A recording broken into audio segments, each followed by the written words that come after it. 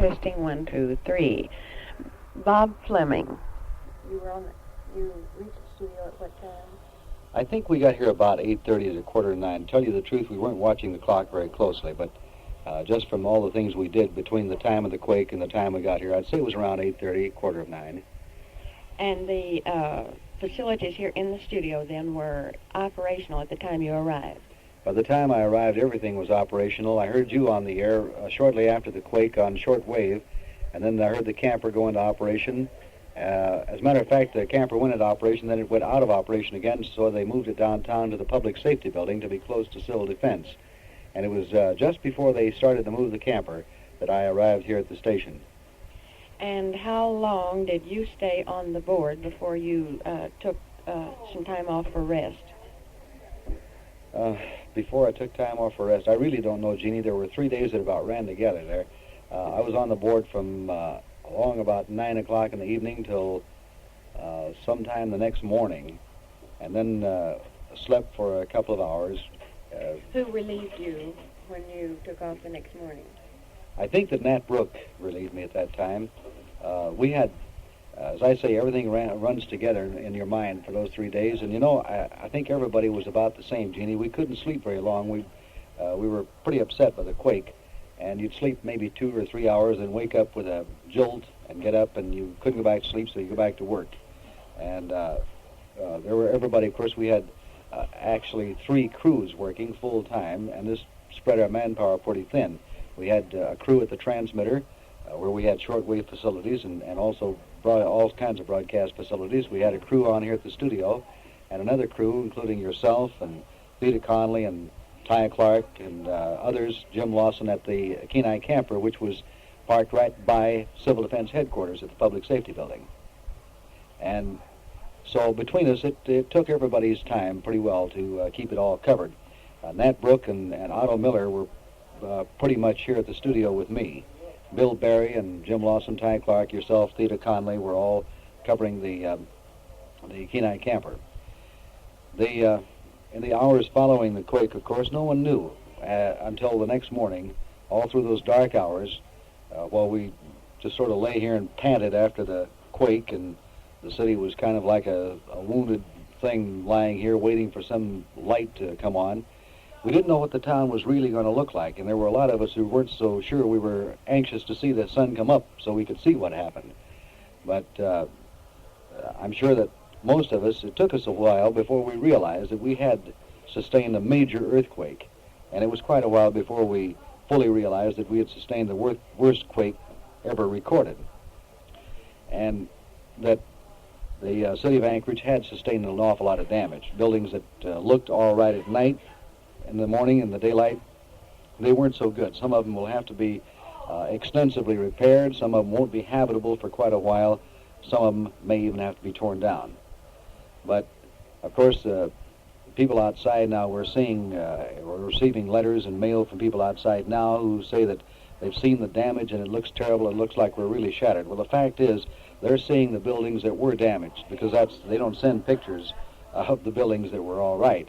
They just send pictures of the damage. That's what the news media would assume the people want to see. We did sustain a lot of damage in quite a few of our buildings, especially buildings that were partially built. We had several buildings that were only partially completed. Of course, they just simply don't have the strength that a completed building has. Even though maybe the steel and concrete is up, the rest of the construction adds immensely to the strength of the building, and some of these buildings fell down. Also, our military bases. We have 2 major bases here, Elmendorf and Fort Richardson, of course, and they sustained an awful lot of damage. Some of the buildings that they were built to sustain a much lighter earthquake, just couldn't take it on this one. And a number of personal incidents that occurred. Jeannie, I've never heard you say where exactly you were when the earthquake happened. Where were you, by the way? I was sitting at the corner of 9th and C, headed downtown to a bookstore adjacent to the book cache.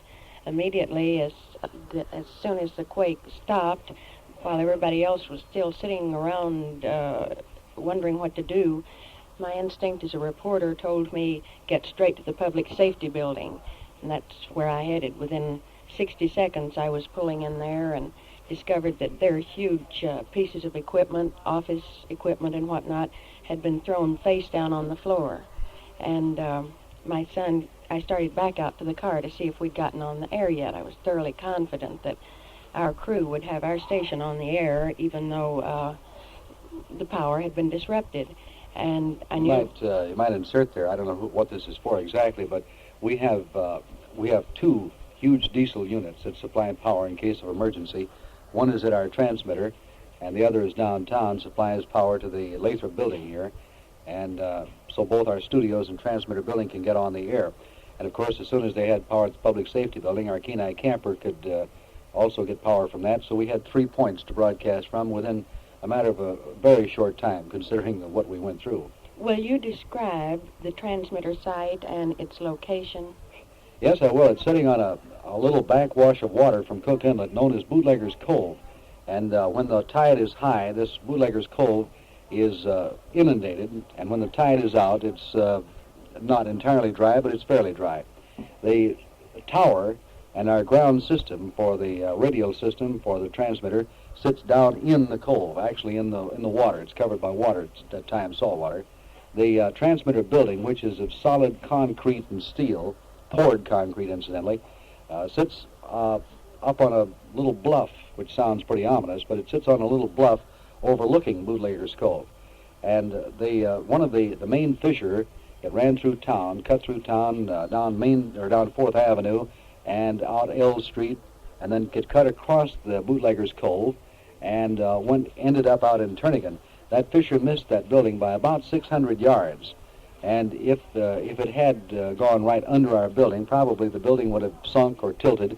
I doubt that it would have been seriously damaged, but it probably would not have been habitable because power, water, and all those things would have been completely disrupted.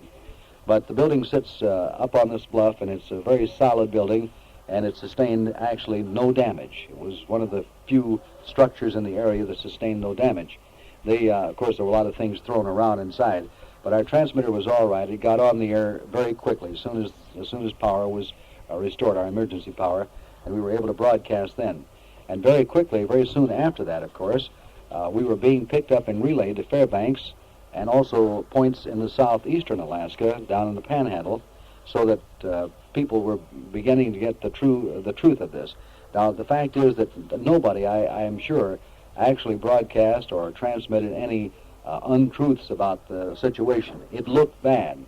And the fishermen who were operating ham gear out in the water, when they looked at Seward or Valdez or these other towns, what they saw looked like a sea of flame to them, because they were on fire. There were a few fuel storage facilities that were on fire, and this did make it look like a sea of flame. And of course, then when the tidal wave hit, and I understand that they travel at a tremendously high speed, well in excess of 100 miles an hour, it completely wiped out the port facilities at Seward, including a huge, all rock and boulders, very huge boulder breakwater. This was completely washed out, and the shoreline was restored to its original form, like it was before man had come and built anything there. Speaking of the transmitter and the tidal wave, which was supposed to reach Anchorage, the tidal wave never reached us, of course. It just didn't make it up the inlet. The inlet broke it up, and of course there's ice from the Connect River in the inlet. Had the tidal wave hit, I think that our transmitter would have been very safe, because it's on high enough ground that it would have taken a huge tidal wave that would probably have inundated a large part of Anchorage to have done serious damage to our transmitter facilities.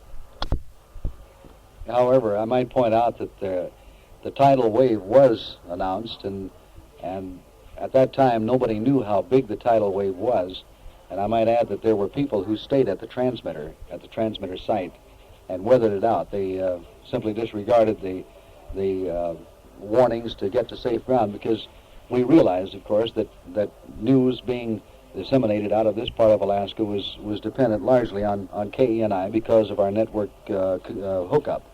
And we knew that it was going to be a great relief to people in many parts of Alaska if they could hear from people here in Anchorage and learn that there weren't as many dead as was at first believed. We had an amazingly small death toll.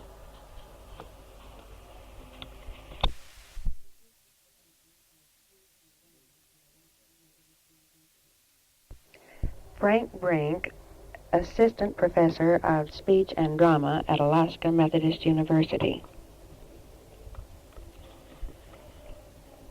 Well, I suppose you want to know where I was when this disaster took place. I was driving toward Seward on the Seward Highway, somewhere in the neighborhood of mile 8, on my way home. And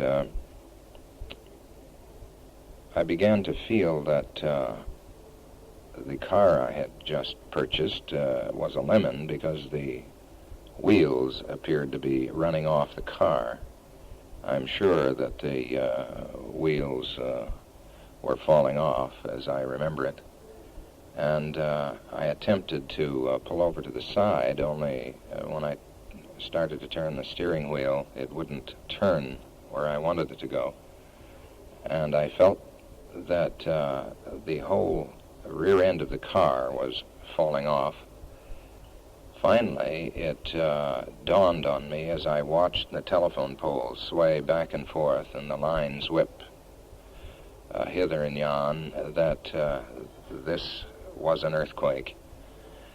I managed to stop the car, and as I stopped it, I looked in stupefaction at the road about 10 feet ahead of me and saw the road break open and one section of the road fall about a foot, and then, like two big halves of a huge sandwich, start moving like scissors back and forth, one half moving in one direction, the other half moving in the other direction.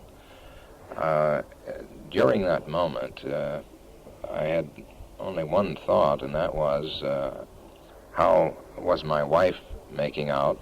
Because in the previous earthquake, she had panicked, and the only thought in my mind was to get there, to get home, before she had any serious problems. And all the time, while watching the road sandwich and scissor itself and break open, I kept thinking, what will Alaskans do now? Because it suddenly dawned on me that this was not an ordinary disaster, that it was perhaps one of the greatest disasters to hit not only Alaska, but North America. And even in those moments, while the earthquake was still shaking the earth, I was thinking, what will Alaskans do now? In fact, I think that this is the big question that is still on the minds of everyone. What will Alaskans do now? I think that's it.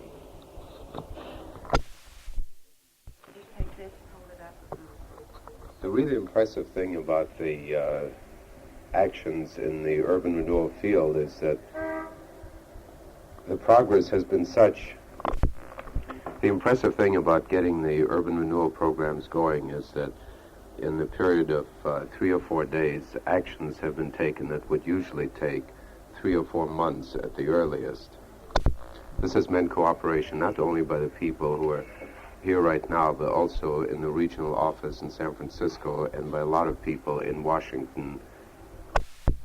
You have been listening to Victor Fisher, Assistant Administrator of the Housing and Home Financing Administration. What is Home Finance Agency. Home Finance, Housing and Home Finance Agency. If Elliot would only come back, we would be in a position. On Monday morning, when I came back from Anchorage, we had a meeting of the top echelon of the Housing and Home Finance Agency, the Administrator, Robert Weaver, Commissioner Slayton of the Urban Renewal Administration, the Community Facilities Administrator, Sidney Woolner, Public Housing Commissioner, and the Commissioner of FHA, Phil Brownstein. It was decided at that point that the disaster in Alaska was of sufficient proportions that all of the resources of HHFA and its constituents should be put into play to assist the redevelopment of Alaska, Commissioner Slayton of the Urban Renewal Administration said that he wanted all of his people to work and give top priority to the redevelopment of Anchorage and the other cities. And so Slayton suggested, and Weaver took him up on it, that the basis of the program in Alaska could be just going in, analyzing the areas, applying the urban renewal program. Under urban renewal, you can come in, study the areas, analyze what the problems are, the potentials, and provide federal assistance to clear up the areas, rebuild the streets, utilities, whatever may be necessary, and make the land available for new public and private redevelopment. And so that in the case of Anchorage, this means that the area that was approved here, which is the general downtown area, can be analyzed as a unit, can be planned as a unit, and can be redeveloped as a unit. In the case of Kodiak, it includes the entire downtown and waterfront areas, which can again be planned and rebuilt as a unit. If a shifting of the downtown areas called for, whether it be in Anchorage or in Seward or in Valdez, that can be in part assisted under the urban renewal program. This is probably the most effective way of combining the public resources of a community and the private resources. And this is, in effect, what these people have been doing. The State Housing Authority administers the program under the Urban Renewal Administration. Assistants, Dick Mitchell is the Deputy Regional Director of Urban Renewal. He has been up here since Wednesday morning also. He came up to you might say, run the show right here from Anchorage. He's been expediting, assisting Tal Elliott. He's been on the phone to San Francisco, and they've really been moving along very rapidly. The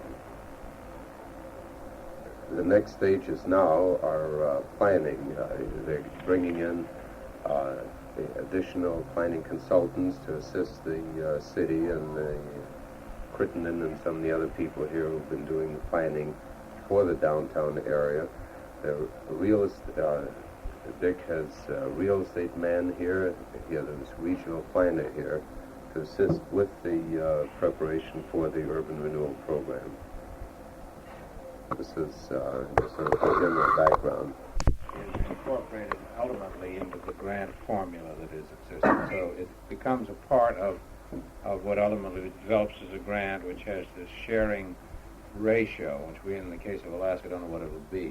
We know what it is in the law, but you folks are anticipating some changes on that, and I can't comment because this depends on what Congress does. But these funds are exclusively for planning purposes. Right. Correct. I'd like to say, in reference to that planning, however, that all of the planning that's going to be done by the Alaska State Housing Authority and persons whom it employs, with the consent of the various cities which are involved. The federal government is not going to do the planning. We're not taking over the functions of the cities or the Alaska State Housing Authority. We're making this money available, and it is available now for use in this fashion. For planning. For planning. But this planning is a very broad word in this case, and I think this is what probably you were getting at. If I might say, this planning will include geological studies, market analyses, appraisals of the cost of the values of properties, demolition, the whole works. Engineering. All of the studies on which you can make final decisions as to what should be done in these areas. These and Seward, are these both advances for community-wide planning, or is there a specific area of The requests we have from both Valdez and Seward are for the entire city. The downtown businessman before was asking me, how can the renewal program in downtown Anchorage assist the redevelopment of the area? And as I explained to him, what renewal could do here is that the Alaska State Housing Authority can go in and purchase some of the demolished and destroyed properties and give the owner a chance to start again, maybe in a new location, maybe in conjunction with other owners, so that they can develop new major buildings, major facilities that would conform to the general redevelopment plan of Anchorage.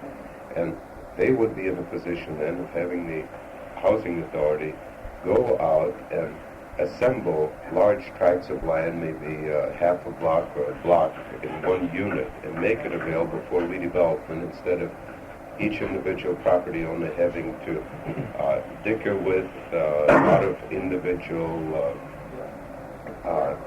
owners who've been holding land for maybe speculative profit, and then having to go out and demolish each individual structure on there, taking the loss of that structure in addition to what he's already lost. The demolition, the acquisition of property is all part of the urban renewal program, and so that when the redevelopers come in, the owners who want to put up new buildings, they will be in a position of acquiring a clear tract of land all in one chunk that is ready for new construction in accordance with whatever redevelopment plan the City Council and the Planning Commission and others have decided on. So actually what you'd be able to do through the Alaska Housing Authority is to bail these people out who have the demolished property and also find other property that they can then redevelop on. Well, hopefully it will work that way. This would permit, again, this depends on a lot of planning and a lot of cooperation from the community, but hopefully it would permit the such new development in accordance with the overall development plan for the downtown area.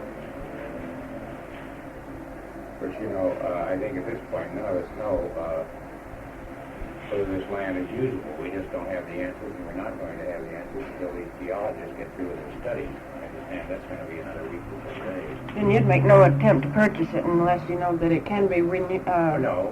With urban renewal, you can purchase it anyway, and the plan could spell out a different use if it wasn't suitable for business. After redevelopment, it could be utilized for some other use. Urban renewal wouldn't necessarily mean that it has to be reused for commercial property. Maybe if it isn't suitable, it might have to be some other use. It would be quite possible to take some of the areas that have had buildings on them before, if it's found that you cannot put buildings on them again, to acquire those and demolish the structures, grade off the land, terrace it, and maybe put it into a park or something to sort of take it out of building use. That would be quite possible under urban renewal. And of course, the people that are in the area that are affected would have preference rights within any urban renewal area to obtain land to rebuild. Something that can be spelled out in the plan, so they have a chance to get property rebuilt. For a lot of these purposes, but we would not be able to pay more than a piece of property is worth. This is question. Pardon? This is question. That's right. You mean demolished value? Pardon? You mean demolished That's value? right. That means if you were buying out at Turningen, for example, you know what you or I would consider that property to be worth if we were appraisers. It would not be worth what we would have paid for it 2 weeks ago. And what urban renewal will pay. That's right. That's all the authority we have now. Now, if something else happens that none of us know about for sure, in terms of some special. Well, I can talk about this because I'm outside of the federal agencies and we're state corporation. We have proposed, and this has already been proposed to our delegation, that by some means they make the money available to us through urban renewal, and this may be in part of this omnibus bill that our delegation is talking about and the group is in Washington now, to allow us to pay pre-disaster values. Now, at this point, we don't know what Congress is going to do, but this is what we have asked for.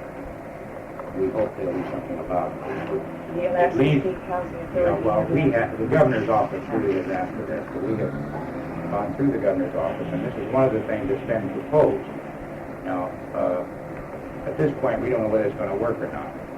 Even if it didn't work, if we don't get the funds to pay pre-disaster values, at least the people could be bailed out to some extent, because presently there's no way you can recover anything from this land here or the land in Turnigan. But with urban renewal and a new reuse, even present values based on appraisals, salvage values or whatever it was, would be one way of bailing people out, even though it wasn't the full value. At least I would think so. And it would give a chance to do a better job in the long run and build a better community even than it was before, because you will that way have a chance to, as you rebuild, you'll be able to consolidate construction to have joint development.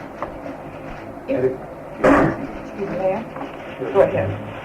Well, I was going to say that this area here on 4th Avenue, if it's not rebuildable, with urban renewal, you could develop it for some other use. You could make land available to those people in the downtown area. And that land's going to be used for something. Yeah, it's going to be used for something, but I'm just saying, if the owner can't build on it, if the geologists say it's dangerous to build here, we can find some other use for it. It can be developed for some other use under urban renewal. Otherwise, it might just lay there.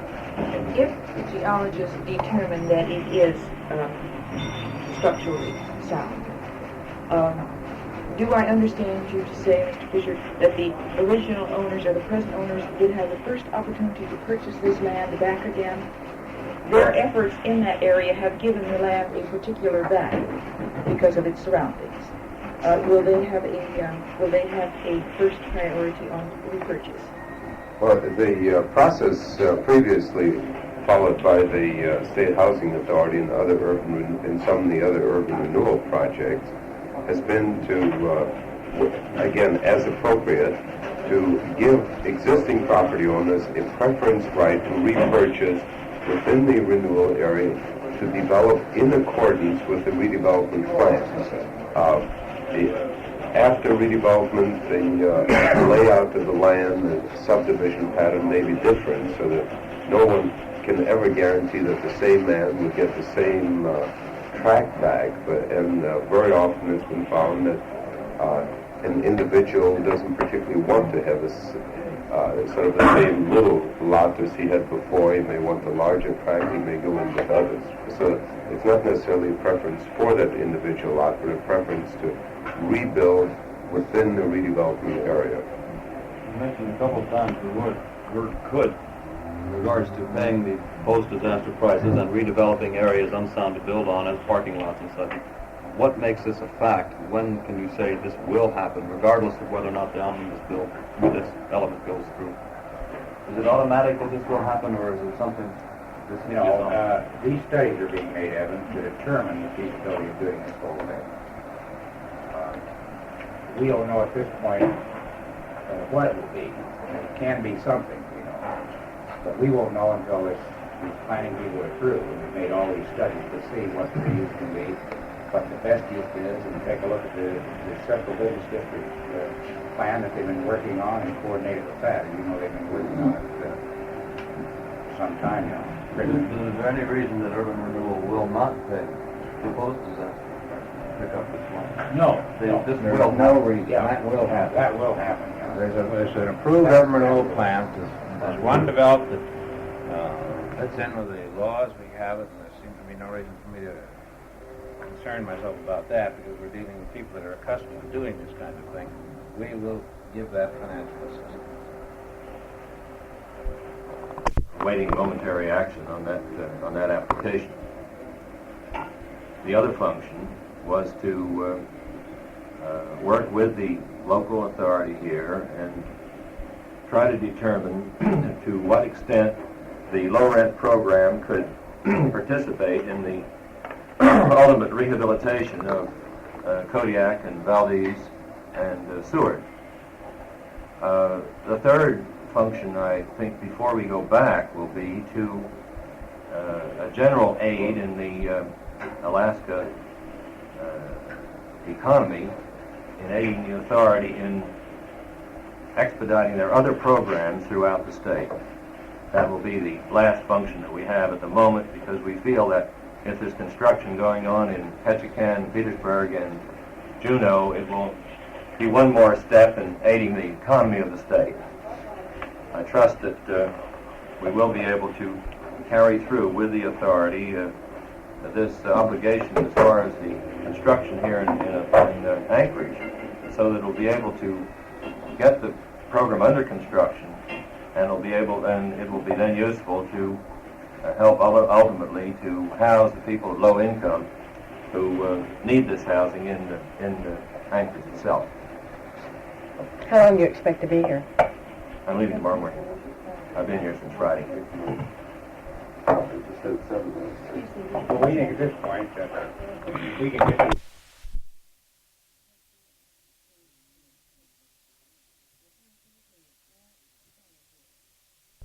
Testing, 1, 2, 3, testing. We're talking to Walt Saverbier. Spell that name. Saurbier, sour beer. Sour like in sauerkraut beer and dead cabbage. And Walt is a ham operator. Your call letters? King Love 7 Easy Sugar Roger. Walt came to where we were broadcasting over KENI radio at the Public Safety Building very shortly after the earthquake. Do you remember what time you arrived there, Walt? Well, I got in position and made my first broadcast about 10 minutes after 6 in the evening. And you made that from where? In front of the police station, where I operated all the rest of the evening. And what was your first contact? Well, my first contact I made with the Honolulu station on my way down to the headquarters at 6th and C. I didn't make any other contacts and on the way except this one Honolulu station, as the driving was rather hazardous at that time. But as soon as I got in contact, shot in position there, I made my one contact, recontacted this Honolulu station, and then I got in contact with a young friend of mine who had went back to the Mars station on Elmendorf to see if he couldn't get the station that he's assigned to. This is the man I have reference to is Howard Peterson, an airman first who's assigned to KL7FBA. He got some emergency power, and he heard me frantically trying to make contact with the lower 48. What time did he get emergency power? Do you know? The emergency power was about 15 to 20 minutes after 6. We then made our first contact, and he has a log periodic beam and a lot more power. I was operating mobile out of my automobile at the time. And he made contact with KL7DRZ in Juneau and with several other stations in the lower 48. He set them up in under our regular operations, the way we set up, and that it was through this setup that the general in charge here was able to contact the governor to get the necessary orders and the other things that had to be taken care of. We run this station besides releasing press bulletins for the various people. I know at one time you came into the Public Safety Building where I was working in the organization of our rescue operations and told me you had contact with Juneau and asked me to come out and make a report. Can you tell us about that and what time it was? Have you any idea? I'm sorry, Jeannie. I just don't have the foggiest idea what time. Things were in just somewhat of an uproar. I think I can be pardoned for being a little bit confused. I think everybody was more or less confused at this time, though I do know that it wasn't, it was somewhere between 7 and 8 o'clock in the evening, as near as I can recall. I don't, I know that the Federal Communications commission might frown on my accuracy of my logbook at this particular time, but the bulk of my releases were through KL7FBA, and he does have a log of the stations that he relayed all of the different releases through. Was that the Juneau station? Not only to the Juneau stations, but to the other stations down below, who he could, with his higher power, he could contact. Actually, it is the high-powered stations that they had no communications, and I, with the low-powered station, I had no outlet. So this is where teamwork really counts. That's the basis of all of this ham radio is always teamwork. You were actually then broadcasting from the public safety building with your mobile rig, and Peterson was retransmitting you from Mars. That it isn't a Mars. It isn't. I don't believe it is a Mars station. It is. It is one of. It's for the 81st. It is. I believe it is a Mars affiliate station, but it is used primarily for recreational and forwarding messages from the military to their folks in the lower 48 under normal circumstances. Where is it located? I don't rightly know. It is in one of the buildings on It is right on Elmendorf base, but I don't know the exact location because I have never been there. I don't have sufficient time to do that. This station tape recorded, the one in Juneau, tape recorded and said they would retransmit it to the outside world. Did you ever get any confirmation that this was done? No, I only by word of mouth. I've never heard. Several people have told me that they have heard broadcasts of different things concerning this that was released at this time, but I don't know who released them or what stations, because I was was not in a position to copy any of this stuff. It'd have to be on the broadcast frequencies, and I was strictly on the ham frequencies at the time. How long did you stay there at the public safety building broadcasting before you took time out to rest? Oh, I was there until about 9:30, 9:45 the following morning. And then I was told that I wasn't needed anymore, so I scampered on home, and I laid down for half, 3/4 of an hour, and I finally got back up and went back out on the street, and we continued to work from there, sending distress messages from people in the neighborhood. I live out on Bluff Road, which is all military housing, and we continued broadcasting from the car until the power came on, and then I went into the house, and we used the big set that I have in the house, and this went on until the band went out about somewhere around 2:30, 3 o'clock in the morning, and then I was back on again just as soon as the band opened the following morning. Oh, I was about 72 hours altogether. It got to be a regular Grand Central Station up there at the house. There was anywhere from 5 to 35 people in a one-bedroom home, and it makes it kind of crowded. Could you make any type of estimate as to the number of emergency messages you sent out during that 72-hour period? Oh, I don't know. I kept it up. I kept a fairly accurate record of the number of contacts that I made, but I don't realize that. Then I got to the point where I lost part of them, and they got messed. But it would be anywhere from 150 to 200, somewhere in that neighborhood altogether. That's about as close as I could come to it. It might be more and might be a few less. It don't make much difference. We just done the best we could. Well, you did a wonderful job, too. We've been getting many reports from throughout the United States about the messages that came out through the ham operators. I was also wondering, what is your occupation? Well, I'm a diesel engine mechanic with the Federal Aviation Agency, and of all things in electrical generation. And we're traveling personnel that travel all over the state of Alaska to maintain our emergency equipment, so it isn't too surprising that we were more or less equipped with emergency equipment.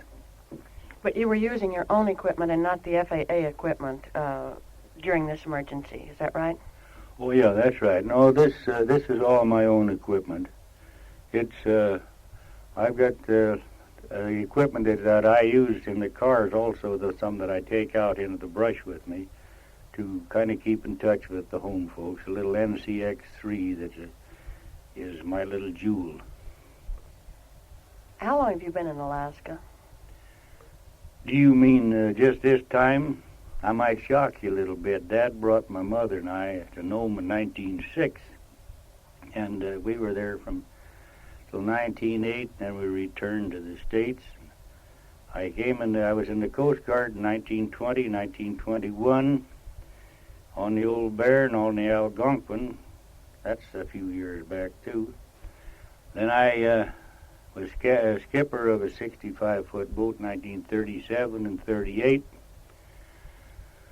for an outfit called the Alaskan Development Company. It was quite a swindle, that one. And then I came back up here for the Army Transportation Corps out at ADAC in 1947 and 48. And I just came in. I have been up here 5 years this last time. I was with the Navy out at ADAC in electrical generation for 3 years, and then I transferred in here with the Federal Aviation. We'll be complete our contract here in the 1st of August. We will be 62 years old. The 21st of July and the 1st of August. We're going down and count our grandkids. How many grandchildren do you have? Oh, just 10. Are they all in the South 48? Oh, yeah. There's part of them down in, the son is down in Brookings, Oregon, and the daughter is down in Aberdeen, Washington. And they're pretty well divided up. Thank you, Walt Saverbier. At the time the earthquake struck, Don and I were both down in the the TV control room, and things were about folding up for the night as far as we were concerned when the building started to shake. And I can remember the first thought I had was to get in the doorway and hold on. The lights went out shortly after, and the rumbling persisted. And my first thought was up above how much concrete and steel was above us, and I didn't see how the building after 3 or 4 minutes could possibly stand under this shock.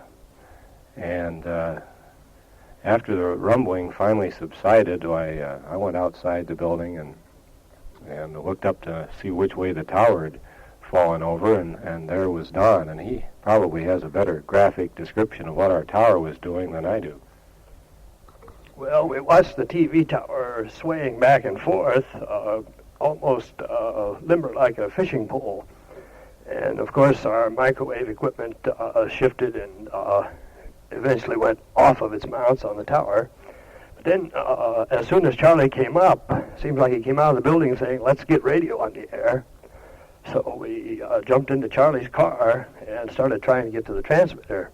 Of course, the first few routes we tried were blocked by fissures in the streets.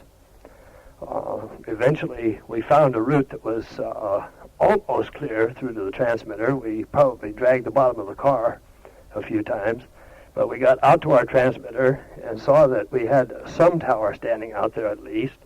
Went immediately into the dark basement and started trying to start the diesel. Of course, the filters and the floats to the carburetor of the little gasoline pony engine had been shaken loose. So it took us quite a while to get the gasoline engine running. And then a few minutes we had the diesel on and power. Once we'd established power, we checked the tuning of our transmitter, and it had, of course, with the top 30 feet of the tower laying over on its, or bent completely double, it had shifted the tuning some, but with a little jockeying of the controls, we established enough power that we figured we could well cover the town with. And then our next thought was to get the audio portion on the air. Ty had followed us out in his car, and he was in our camper getting the turntables warmed up and running a line into the control room so that within a matter of minutes after the diesel was rolling, we were in business from the camper. It wasn't too long after we had established the camper on the air that we heard Genie's familiar voice coming in from downtown from the safety building, and from then on we were in business out there and were able to get some factual information on the air. As soon as we had this portion of our setup working, we decided that we would see what could be done with our main studios. We went downtown, and fortunately we had a Cat diesel generator that had switched on after the power had gone off the air. We went up, and surprisingly enough, there were a few cartridges and records and so on scattered around the control room, but that was the major extent of the damage. We found out that we had one good line out to the transmitter, and decided that this probably would be our next best course, would be to operate from our central studios and move our camper down to where Genie was, where we could keep the vital information flowing in on a person-to-person basis. Let's see, Don, after that, it didn't take us too long to get the camper back out. You had to, you might describe how what route you had to take to get the camper back. Well, once we switched back to a semblance of a normal phone line so that we could move the camper without disrupting the broadcast, we hooked Bob Hastings' car onto the camper and started out. And we knew that Roaming Hill was just about impassable for cars, and we wouldn't have a chance with the camper, so we went around by C Street and found a good route with only small breaks in the pavement. But then on arriving at Civil Defense, we got into a traffic snarl and was unable to back the camper into position. So we ended up with it crossways in the driveway and had to call on the National Guard there. We had about 30 people almost pick the camper up and set it in position where it would be out of the way of the fire trucks and where we could run microphones inside to the Civil Defense headquarters so that we could get the information from Civil Defense as it was being disseminated inside. After we had once established our link from the Civil Defense headquarters into our main studios, the next thought was we should get a message to the outside world, and Jim Dodson and I took off in my car and headed up to Government Hill to make a person-to-person call to Don Anden in Fairbanks, and also Jim wanted to make a report to the outside world. And when we arrived up at the ACS building, we found that all along the ACS had been taking our feed. Normally we have a line that's patched up to the ACS for feeding broadcasts out, and unbeknownst to us, why the whole territory apparently had been taking our feed for quite some time. Jim made his call to Fairbanks. We talked to Don Anden, and he also fed several other stations around the country. About this time, we decided that the next most important thing was to have a constant link to the outside world, and that would be through our teletype. So we switched over the one line that we were using for our program feed. We switched that line and used that for a teletype link, and then they took our broadcast right off the air. We came back. It took us about an extra hour we had to go by way of Mountain View to get up to Government Hill and through the Army base, or rather the Air Force base. But about 2 o'clock in the morning, while we had the ACS line established with our teletype circuit, and then the news media began to pour into our downtown studios, and we were making feeds to the outside world on our teletype, and also getting some outside reports on what the general outside world considered had happened up here. After that, things floated along through the night. We just took messages, and Don was on the Don Porter was on the outside ring, as we called it, making sure that the transmitter stayed on the air and servicing the camper, and I was up in the control room making sure that that end stayed on the air. This was due to the fact that there was almost complete security downtown as far as movement in and out of the downtown area was concerned. Well, through the next day, things went fairly smoothly. Then during the following night, we started having trouble with our diesel generator. It had been on the air for some 30 hours, or been delivering power to the transmitter building for about 30 hours. And we started getting arcing in some of our generator brushes. We had some pretty tense moments there. We, of course, didn't want to shut the generator down, and on the other hand, we didn't want to burn it up. So we sat up and babied the generator that night, and were able to clean it some and stop some of the arcing without shutting it down. And it was sometime during that episode that the teletype lines went out again. It was about that time that the telephone company cut the other stations onto our teletype line. And in so doing, one of the other stations had a bad pair, which cut out all teletype. And of course, we couldn't get phone communications, so Charlie hollered on the shortwave, and I went out to the phone company. And using our shortwave for communications, we managed to get a good line back in, cut the guilty station off of the teletype circuit, and get our teletype back in. And then probably it was 5 or 6 o'clock in the morning, I got back to the transmitter, and City Power was starting to give us intermittent power out there, testing the lines. Also during this time, we contacted a man from Northern Commercial Cat Department and arranged to get some new brushes for our generator as soon as he could get through the lines. So we crossed our fingers and took a chance on the intermittent city power. When the city power came on, we cut our generator down, cleaned the armatures and brushes, and got our generator back on just before city power dropped us off again. So we continued throughout the morning and in kind of an emergency situation on the generator until later at 9 o'clock when Darrell Comstock came out with some new brushes for it. We should give a lot of credit to that cat department. They were right on the ball with us and got those brushes right down. We put an announcement on the air, and it was just a few minutes later that they confirmed the fact that they could get the brushes for us.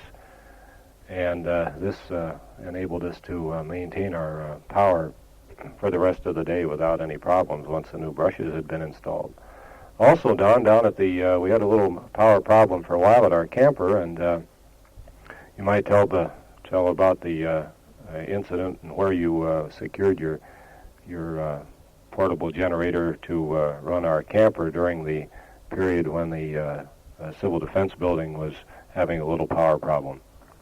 Well, my first thought in getting auxiliary power was Communications Equipment Company.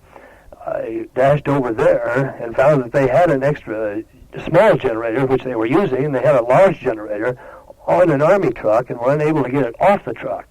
So we put a beeper on the air to get a forklift over there to take their big generator off the truck. And then without waiting for that, I went on to try to locate another one. And someone volunteered the use of a used generator, which was down at Airport Machinery Company by Merrill Field. And that place was a shambles. We had to crawl under racks of parts and climb over counters, but we found a good big generator back in the back of their room there. And the Army came in with 2 people, and a couple of fellows from Airport Machinery Company and myself picked this generator up, got it on an Army truck, and went dashing back to Civil Defense with it. By the time we got there, got it set up and started, Civil Defense came back on with their emergency power again, so that we didn't actually have to use it. And I learned a little later that almost immediately after our air beeper, someone showed up at Communications Equipment with a forklift and unloaded their big power plant, which was what they really needed to get themselves back in operation.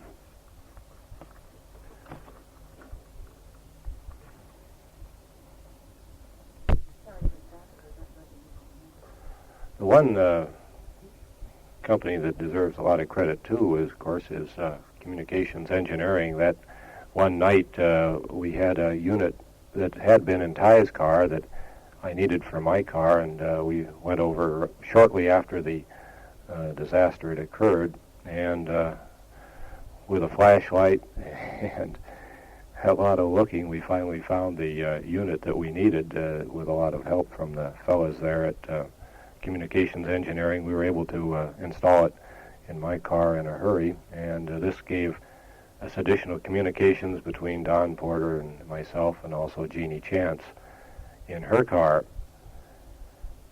I would say that probably the thing that aided us most in setting up our gear was our ability to communicate on our shortwave units from one spot to another, with setting up with ACS, and also in setting up our camper and so on.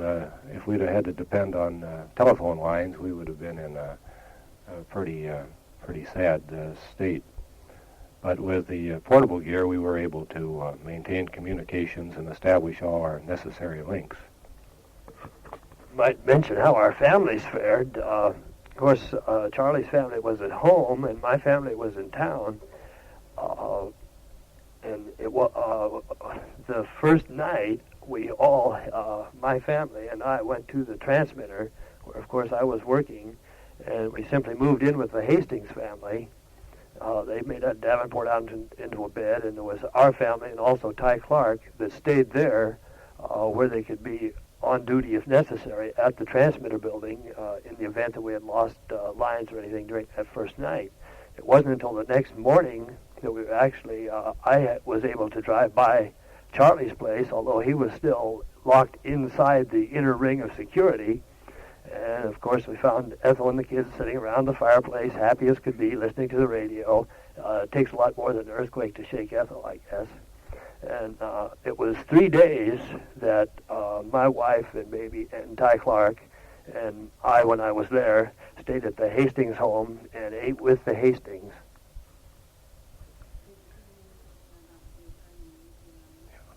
The one group that really saved the group down at the station downtown, in other words, in the Lathrop building, was the Salvation Army. As we've indicated, of course, we had electric power, but we had no water or food down here. And they were gracious enough once or twice a day to come down and give us a pot of coffee and some sandwiches. And if it hadn't been for them, we'd been a pretty hungry lot down at the main studios here. And they surely deserve a lot of credit in this respect.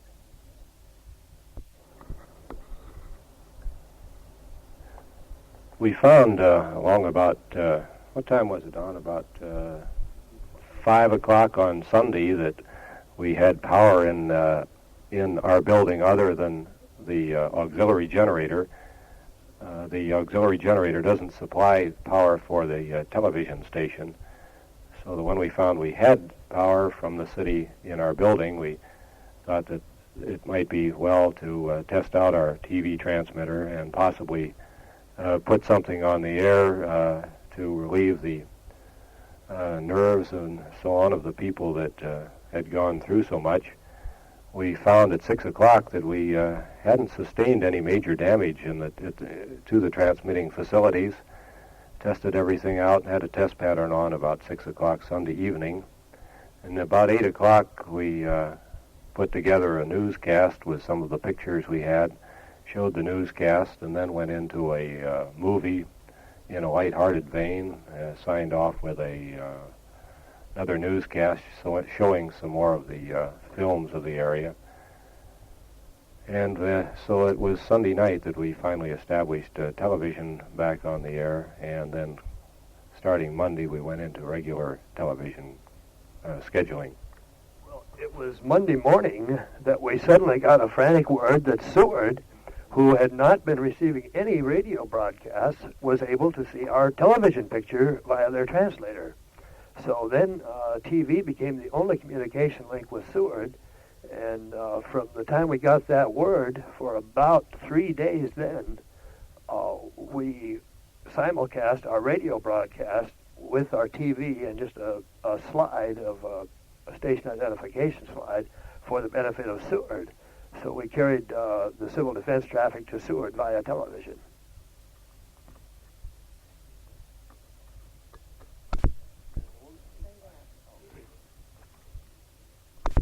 Thinking back for a moment to that first night when we switched to our downtown studio for the first time after the earthquake, there were 3 of us in the building, all engineers really. Darrell Comstock was an engineer and also an announcer, was there with Charlie and I when we switched the line over. So it was a pretty shaky place. The big NBC chimes up over the console were registering each earthquake as the aftershocks came along. And we said to Darrell, here's the microphone, take over, and here's where your shortwave comes in, and here's where your camper comes in, since we had most of the inputs in different positions than they normally would have been.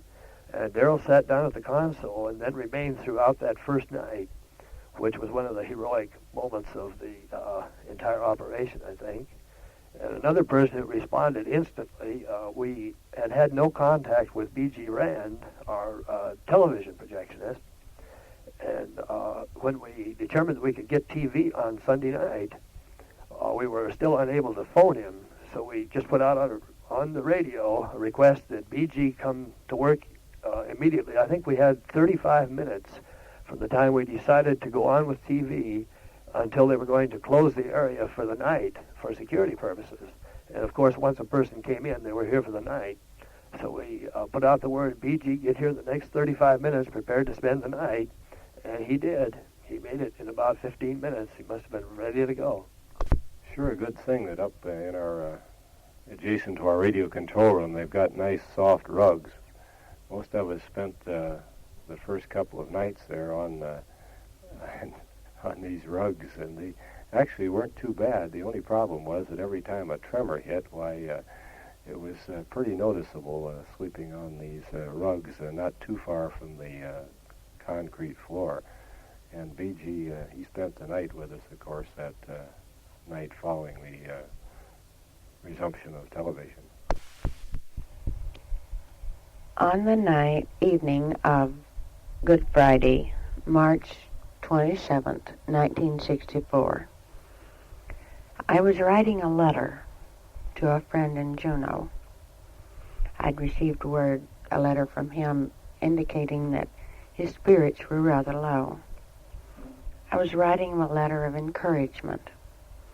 Most of my letters usually end up as being books. This one was in that category. My son Wentz came to me and said that he just had to get down to the bookstore to get a Red Cross life-saving book for his swimming lesson the next day. He's working on Red Cross swimming, water safety, life-saving badge for his scout outfit. I was rather perturbed with him because he had not let me know early enough that we could have gotten it during the normal routine of the day's travels around town. But it was so necessary, he insisted, that he wanted to know if I'd be finished with the letter before the stores closed at 6 o'clock. I asked him what time it was then, and, well, it was 20-some-odd minutes before closing time, before 6 o'clock. And I said, well, I'll finish my letter when I get back, and we'll get on down there. But please, for heaven's sakes, when you have to have something, don't wait until the last minute. You've known for a week you had to have it. I got dressed and went downstairs and pulled on my boots and my parka and asked Al, 11 years old, who was watching TV, if he wanted to ride downtown with us to get this. He said, no, he'd prefer to stay and watch TV. I said, are you sure? And he says, no, I want to watch TV. I said, well, Jan is at the dress is playing. We shouldn't be gone more than 5 minutes. And if she gets back, why, she's to stay here with you until I get back. So Wens and I got in the car, and I was still in somewhat of a unhappy mood about having to make a last-minute errand downtown. We had driven to 9th and C. Now, we live at 11th and D. We had arrived at 9th and C, and the traffic light turned red. As I touched my brake, the car began to bounce, and I said, oh, no. And Wynn says, what's the matter? And I said, a blowout, and just at a time when we're in a hurry before the stores close. And then it got worse. And I said, great day. And he said, what's the matter? And I said, this is the funniest blowout I've ever had. And he sat there holding on to the front of the seat. And nothing was said between us for a few minutes. And he said, what is it, baby? And I said, you know, it's not a blowout. It must be a hard wind. And I looked around to my left. I looked over my left shoulder, which was in the general southeasterly direction, and felt that a wind was blowing hard. And I said, possibly it's a wind has hit here. Because I'd seen that the power lines above me were swaying, and other cars across the street on all 4 sections of that intersection there were also swaying and bouncing. And he says, boy, it's a wind, all right. But the car bounced worse and worse, and I lowered my window, and I heard a banging. I lowered my car window, and I could hear this clang banging, and looked across, and on one corner of the intersection where a service station is located, I saw that the cars that had been parked out at the side of the station there were being actually bounced into each other and then bounced off and bounced into each other again. And I took a quick notice around and noticed the other cars sitting around there were also sort of bouncing up in the air. I saw down the street to my left, just west of me, two people holding on to each other, trying to stand up. 3 people came streaming out of a liquor store adjacent to the C Street Foodland and tried to move toward the corner of the street and couldn't stand up, and they grabbed hold of each other. It was 2 women and a man. He took the 2 women under his arms and placed them against the brick wall, one on each side of the corner, and spread his arms around the corner and clung to that brick wall. And then I noticed the wall was swaying. And I said, Wentz, this is an earthquake. And he said, that's what it is, all right. So the car continued to bounce, and I saw the pavement in front of me roll. It never did crack, it rolled.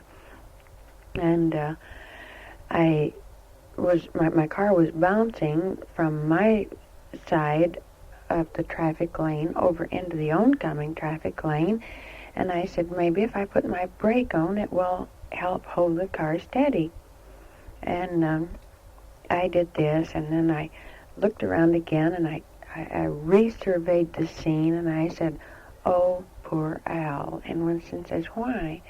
And I said, well, Jan's playing at the dresses. She's all right, but Al is home alone, and he'll be so afraid. Wentz couldn't answer me. He said nothing. There was a few seconds of silence, and then I repeated, this is the worst earthquake we've had since we've been up here. And Wentz could only say, yeah. Well, it seemed that the shake and the rolling, during this time, I had looked off to my left, which is also toward the west, and I saw this apartment building that had swayed some. It was about 3 or 4 stories, and it swayed. And as soon as it stopped, I looked up, and I could see that our television tower was still standing, and no buildings around me had collapsed, so it hadn't occurred to me that it was really as disastrous as eventually it turned out to be. And I looked at the other cars around me to see if anybody was going to move. Everybody looked like they were in a stunned state, and I threw my car into gear and headed immediately for the public safety building, knowing that it was a very short time until our TV and radio simulcast newscast went on the air, and if I could get there where the reports of damage would be coming in, I would be able to radio something in. Of course, with the second hard jolt, the power went off. I knew this by the fact that the traffic lights went out, and I knew we had no power, but I knew that our very ingenious engineers would have us on the air very shortly, and not realizing how serious it was, I was to just get the information and be able to report it as soon as we got on the air. And we did have a newscast scheduled at 6 p.m. I drove the 2 extra blocks there, or the 3 blocks to the police station, without meeting any moving traffic whatsoever. Everybody was still sitting at a standstill. But as I wheeled in there, I saw that the fire trucks were pulling out of the building, and a police patrol car was wheeling into the parking lot and parked beside me. However, this is routine procedure, because in a power outage, they use these units for vehicle-to-vehicle control. They're mobile units, and they have to have their units outside the building there to use as a dispatch center. So even this did not alarm me. And as I got out of the car, I told Wentz, "You wait here." And he says, "But can I go on to the book cache and get my book?" And I said, "Yes, I shouldn't be here too long, and I'll stop over there and pick you up in front of the book cache." So we both piled out of the car, and I ran into the public safety building. As I dashed in, I saw the usual procedure of the 2 officers with walkie-talkies, one getting ready to go out to the patrol car, and the other one that would stand by inside by the switchboard. And this was part of their normal routine of setting up emergency communications until such time as their emergency generator went on. But as I walked in, I saw that all of their huge, heavy filing cabinets and desks were thrown face down on the floor. And I said, "Boy, that was a jolt." And Captain Joe Parker, who was the one headed outside with a walkie-talkie toward the patrol vehicle, said, "It sure was." And I thought, now this is my story, you know. It's bad enough that it's jolted even this heavy equipment here in the public safety building.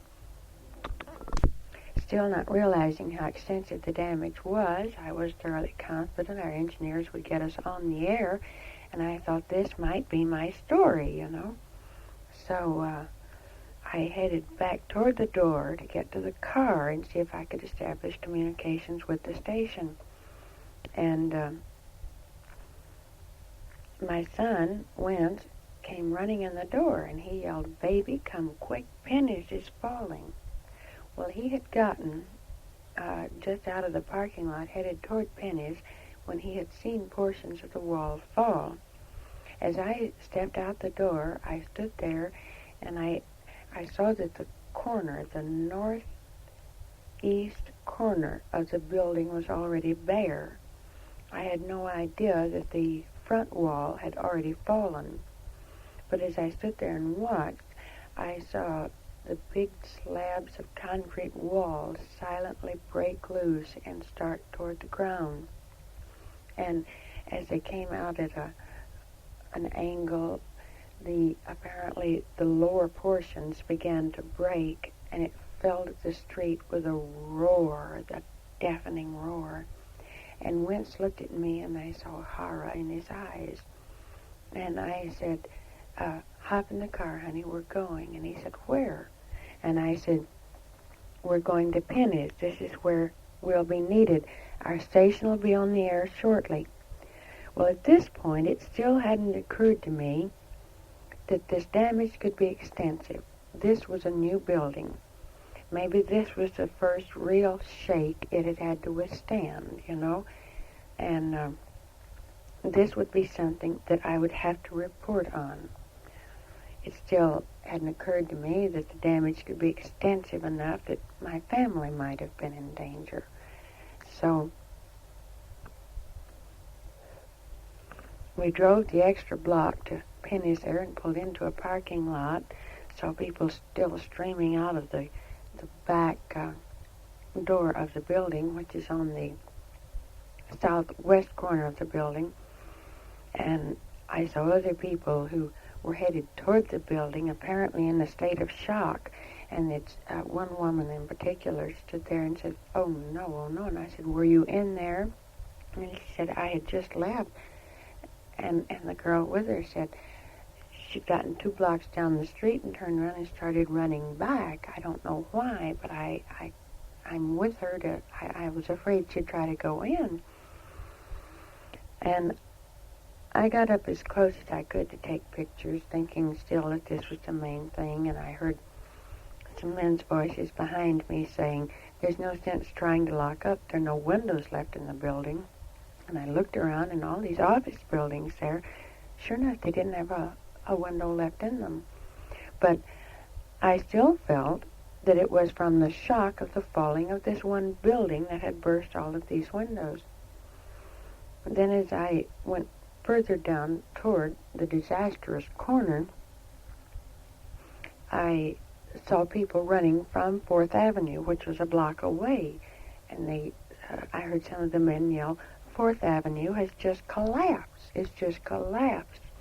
And I took a glance down there and saw that this one roof of a building that was 2 stories high, and here it was sitting at a very jaunty angle down in a hole.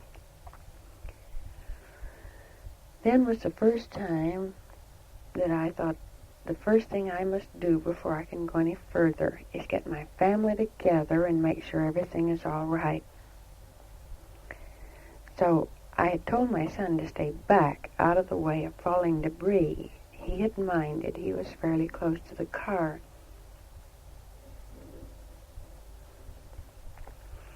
I ran back toward him and I said, get in the car, honey. He said, where are we going? And I said, we're going home. What for? I said, never mind, we're going home. So as I got in the car, the fire trucks pulled up and stopped just beside my car. And I yelled at them, would they please move just enough that I could get out of my parking place. I wheeled out of there and headed home. Oh, before we got home, I could see the house was still standing, and I remember breathing out loud, thank God. And Winston said, why? And I said, our house is all right. Albert's scared, I'm sure, but he's bound not to be hurt.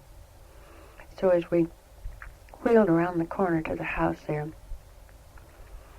Al came running out of the door of a neighbor across the street, the neighbor Joy Dressy, where Jan had been playing. And everybody was talking at the same time, and Wentz piled out of the car, and he knew that his instructions were to stay home and keep the family together, and that I would return to the job. And Al was saying, baby, you ought to see the inside of our house. It's a shambles. And I said, are you all right? And he said, yes, I'm all right, but come on inside and see the inside of this house. It's a mess. And I said, honey, I don't have time to go inside. And I grabbed him to me and hugged him up. And I said, are you sure you're all right, honey? Were you frightened? And he said, well, sort of. And then he pulled away from me and looked at me very soberly and said, don't worry about me, baby. But then I had already told Joy, as she was yelling out, too, about how terrific it was in their house, I said, Penny's has fallen down, and there's more damage downtown. And Al then, I had hugged him up to me, and I said, are you sure you're all right? And he pulled off from me, and he looked at me very soberly, and he said, baby, I'm all right. Don't worry about me.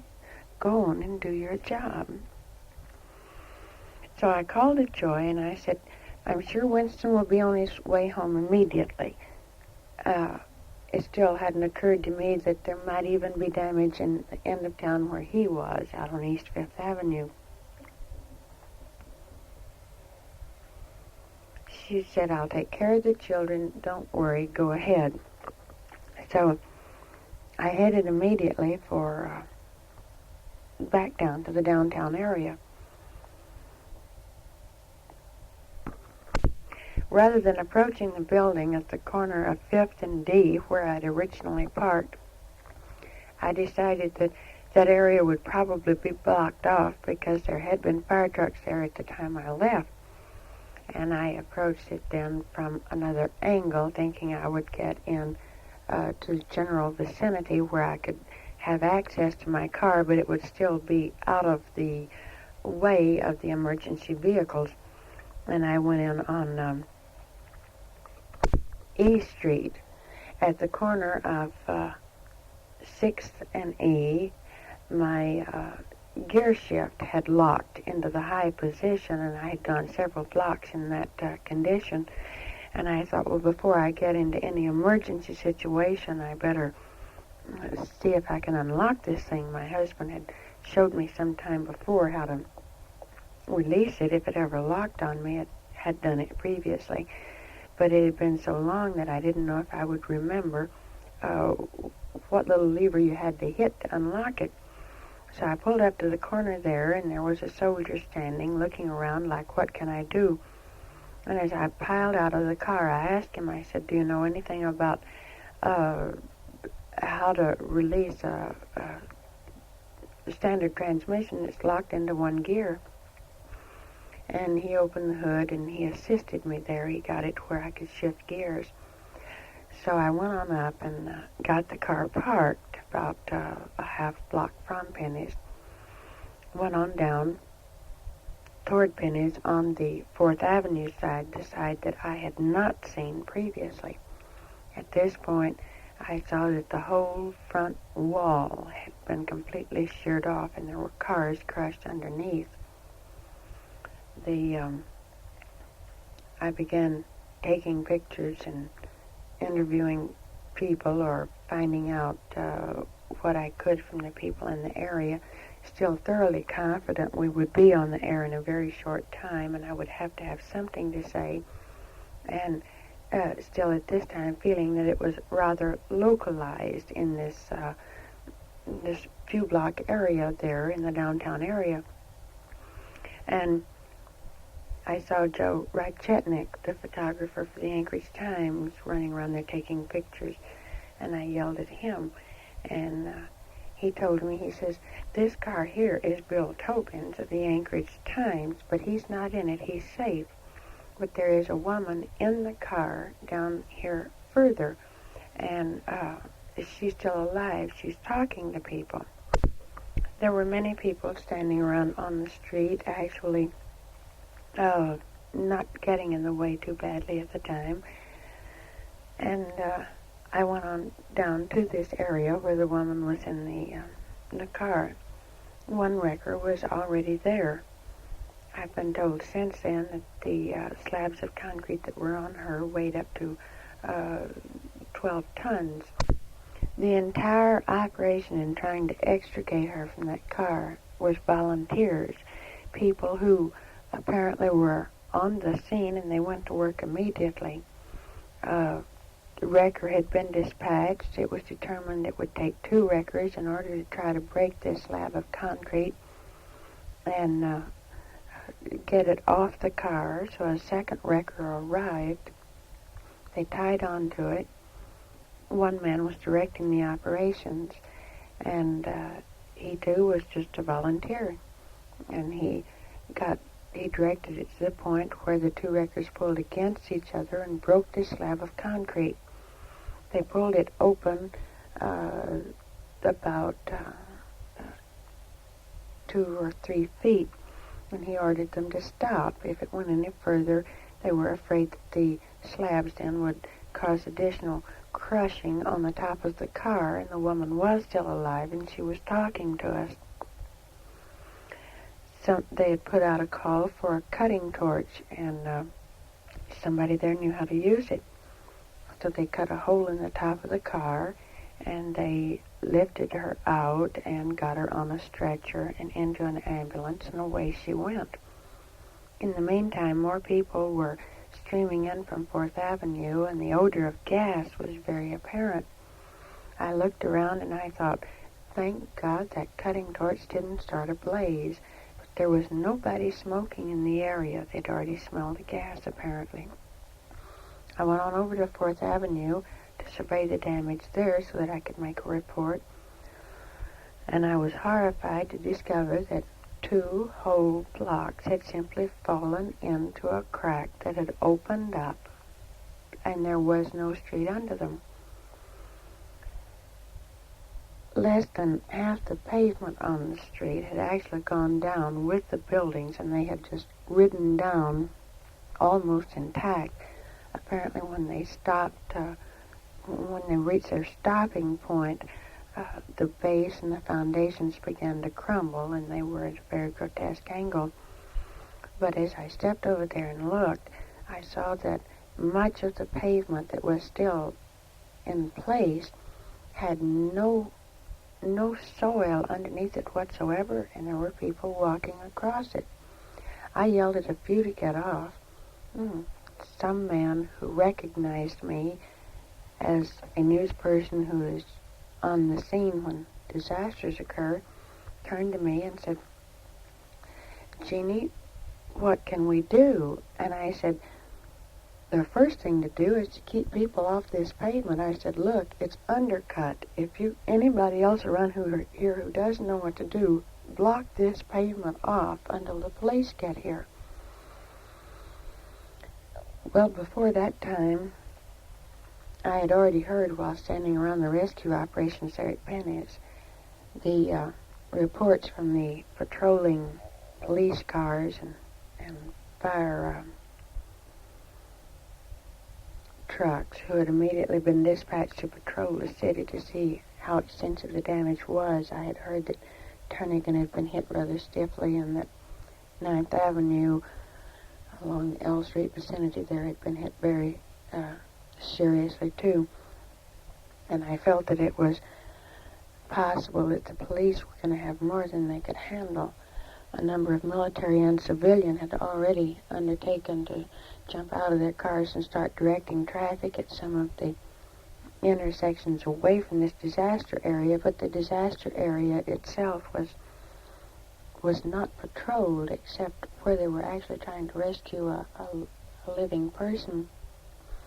I don't know the name of this man, but he did apparently get some people together, and they did start keeping these stunned people off of this overhang, which eventually collapsed on into the street as additional quakes occurred during the night. By this time, I realized that my hands and feet were cold, and so cold they were numb, and it looked like it was going to be a long, hard night ahead. I figured the best thing for me to do was head for home and get on some warm clothing and be prepared for an ordeal. At that point, I was dressed in a skirt and sweater and parka and boots and hose, and I got home. By then, my husband was at home, and he was a very calming influence. Here I'd been trying to push all of these things into the back of my mind, knowing that when we hit the air, I would never be able to tell people what I saw, or it would cause outright panic. No telling how many people left at home without heat, and without power, and without telephones, would think that that dead woman on the street or that woman trapped in that car was a relative that they knew would be around Penny's at the time, or how many of those people would wonder if it was a relative or friend of theirs that might have been in these buildings that collapsed on 4th Avenue. And I hit the house still conditioning myself for the attitude I had to have when I hit the air. I realized that as soon as we got on the air, we were going to have to be a voice of assurance to the people. We could not report the facts. We had to be a voice of assurance and instruction.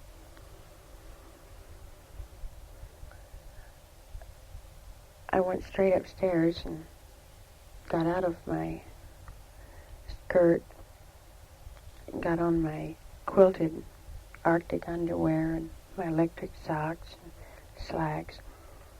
And my husband was urging me not to try to go out again, that he had come by East 5th Avenue and that the buildings along there that had been built of pre-stressed concrete had completely collapsed, and he knew that I was planning to go to the public safety building, and it too was constructed of pre-stressed concrete, and he didn't want me in that building. I couldn't bring myself to tell even him what all I had seen. But I said, honey, we're lucky. We've gotten out all right. And if there's any way I can be of service, I've got to do it. You don't know how terrible this thing is. By the time I had changed into warm clothing, but I didn't have my boots on yet, KFQD had come on the air.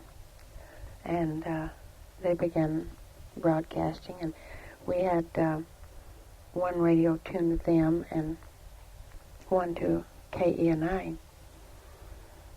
I began thinking of how I could get my shortwave unit tied in with KFQD in case they were the only ones on the air, because after hearing how the Turnagain area went off, I was a little bit fearful that our transmitter might have gone in the same sloughing into the Cook Inlet.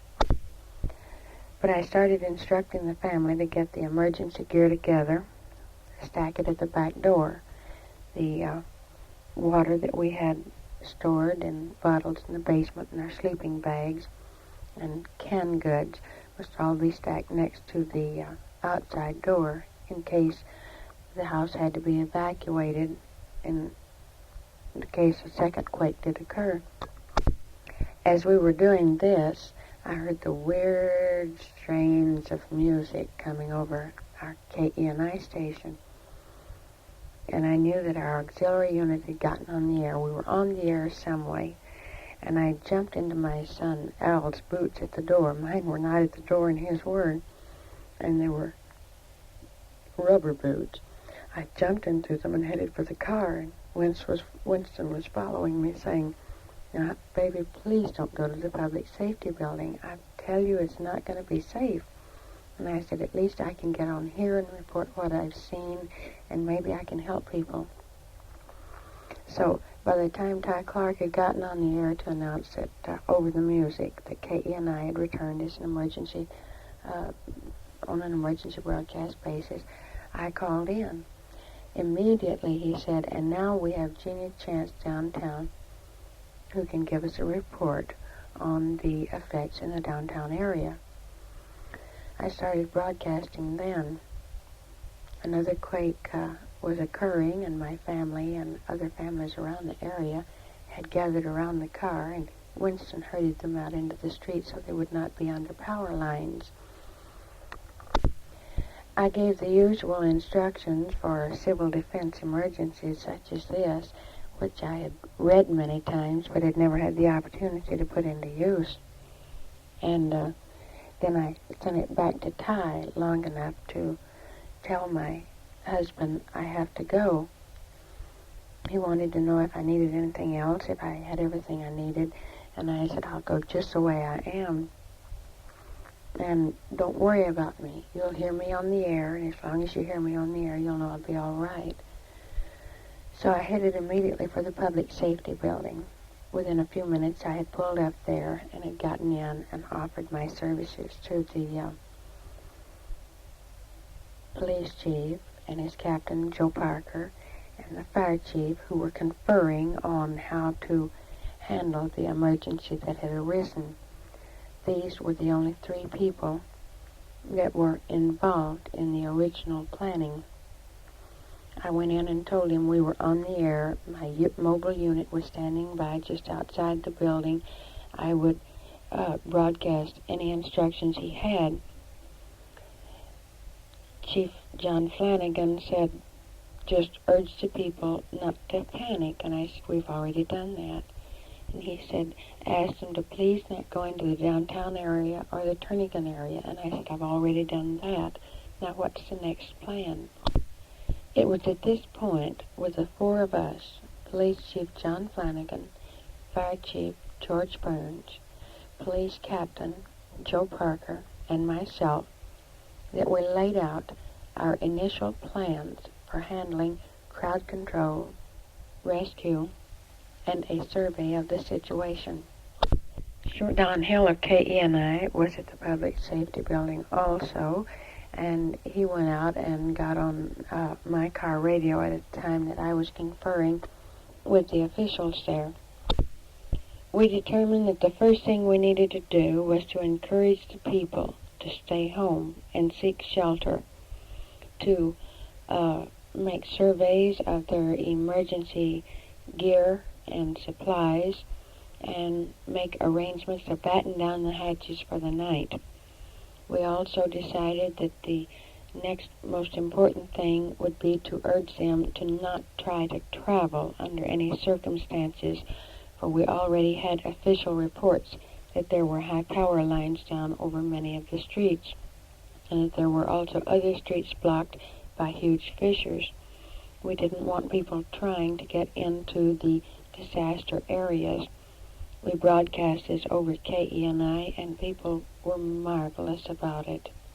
The next most important thing was to search for possible survivors. It was also determined that many volunteers would probably arrive if they realized that this operation was underway, and there would be volunteers not trained for this, and we could lose additional lives. So it was decided that we would urge people to stay home until they were asked to report for a specific duty. Until that time, firemen and policemen would search the devastated areas wherever there was a hope that there might still be a person alive in the ruins. Firemen and policemen carried out this operation beautifully while we were broadcasting to the public to stay home. Their services were not needed at this time. By 7 o'clock, Dave Frank and Gordon Green of the Evergreen Memorial Chapel and the Anchorage Funeral Home had reported to the Public Safety Building and had brought with them all of their available emergency vehicles, their hearses and ambulances, and they joined in our conference and placed all of their equipment at the command of the police department and the fire department. At that time, Dave Frank brought up the question as to how to handle bodies as they were recovered. It was discussed about whether or not to establish one large sort of warehouse area where bodies could be taken to and processed there, or whether or not each of the mortuaries should handle them individually. Realizing that at the time we only knew definitely of 7 bodies, and this we did not release publicly for quite some time for fear it would cause panic. But we knew definitely of 7 bodies, and the mortuaries could handle this. It would also, if they were taken to the mortuaries and handled in that way, it would eliminate the possibility of